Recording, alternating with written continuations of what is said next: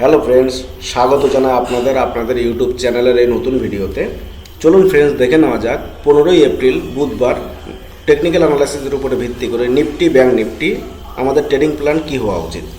আর হ্যাঁ, যারা আমার ব্যাপারে জানান না, আমি নিজের ব্যাপারে বলি। আমি আশুরঞ্জন দাস। আমি বিগত 9 বছর থেকে শেয়ার মার্কেটের সঙ্গে যুক্ত। আমি প্রতিদিন এই চ্যানেলের মাধ্যমে আপনাদের সামনে ভিডিও নিয়ে আসি যে নিফটি এবং ব্যাংক নিফটিতে টেকনিক্যাল অ্যানালাইসিসের উপরে ভিত্তি করে কীভাবে ট্রেডিং প্ল্যান করা উচিত। চলুন ফ্রেন্ডস, মূল ভিডিওটি শুরু করা যাক।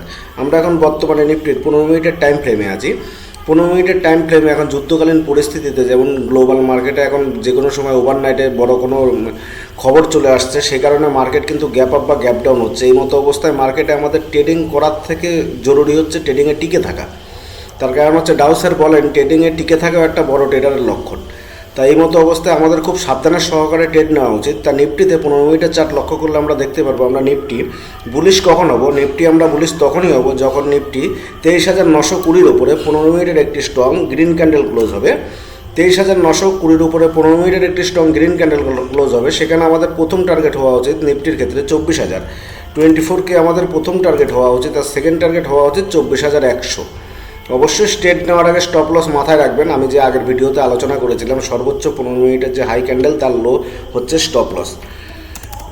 24,100 হচ্ছে সেকেন্ড টার্গেট আমাদের নিফটির ক্ষেত্রে। আর নিফটি আমাদের শর্ট সেল কখন হতে পারে? নিফটি বিয়ারিশ আমরা তখনই হতে পারি যখন নিফটি 23,745 নিচে 15 মিনিটের একটি স্ট্রং রেড ক্যান্ডেল ক্লোজ হবে। 23,745 নিচে 15 মিনিটের স্ট্রং রেড ক্যান্ডেল ক্লোজ হবে। সেখানে আমাদের প্রথম সম্ভাব্য টার্গেট হতে পারে নিফটি 23,660। প্রথম সম্ভাব্য টার্গেট হতে পারে নিফটি 23,660। আর সেকেন্ড সম্ভাব্য টার্গেট হতে পারে 23,590। সেকেন্ড আমাদের টার্গেট হতে পারে 23,590। চলুন ফ্রেন্ডস, এবার ব্যাংক নিফটির ক্ষেত্রে কি টেকনিক্যাল অ্যানালাইসিসের উপর ভিত্তি করে ব্যাংক নিফটিতে ট্রেডিং প্ল্যান আমাদের কীভাবে করা উচিত চলুন দেখে নেওয়া যাক।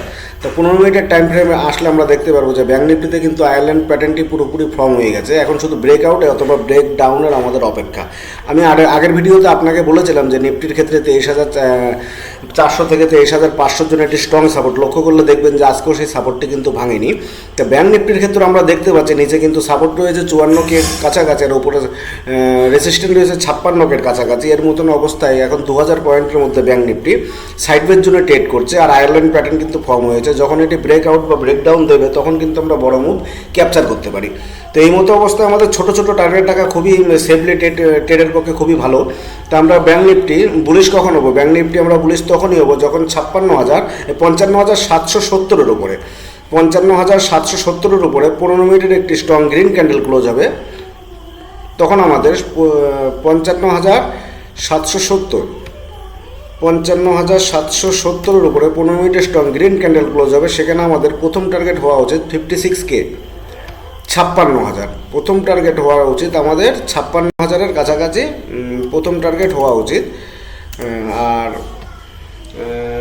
লক্ষ্য করলে দেখতে পারবেন এখানে একটি স্ট্রং রেসিস্ট্যান্স, যেহেতু আমাদের সেকেন্ড টার্গেট না রাখাই ভালো। ডাউন সাইডে আমরা দুটো টার্গেট নিয়ে চলতে পারি। নিফটি ব্যাংক নিফটি যখন বিয়ারিশ হবে 55,150 55,150-এর নিচে যখন 15 মিনিটের স্ট্রং রেড ক্যান্ডেল ক্লোজ হবে 55,150-এর নিচে 15 মিনিটের স্ট্রং রেড ক্যান্ডেল ক্লোজ হবে। সেখানে আমরা প্রথম ডাউন সাইডে টার্গেট রাখতে পারি 55K 55,000 প্রথম টার্গেট রাখতে পারি আমরা। আর সেকেন্ড টার্গেট রাখতে পারি 54,900। সেকেন্ড টার্গেট আমরা রাখতে পারি 54,900। অবশ্যই স্টেট নেওয়ার আগে স্টপ লস বাধ্যতামূলক। আমি আগের ভিডিওতে আলোচনা করেছিলাম স্টপ লস আমাদের 15 মিনিটের সর্বোচ্চ যে গ্রিন ক্যান্ডেল ক্লোজ হবে তার সর্বনিম্ন স্টপ লস, এবং ডাউন সাইডে যে 15 মিনিটের সর্বোচ্চ রেড ক্যান্ডেল ক্লোজ হবে তার সর্বোচ্চ হাই হচ্ছে স্টপ লস। আর টেলিং স্টপ লস কীভাবে করতে হয় আপনারা কমেন্ট করে সেকশনে জানাবেন, আমি নেক্সট ভিডিওতে আলোচনা করব। ধন্যবাদ ফ্রেন্ড, ভিডিওটি কেমন লাগলো জানাবেন, আর অবশ্যই চ্যানেলটি সাবস্ক্রাইব করে সঙ্গে থাকবেন।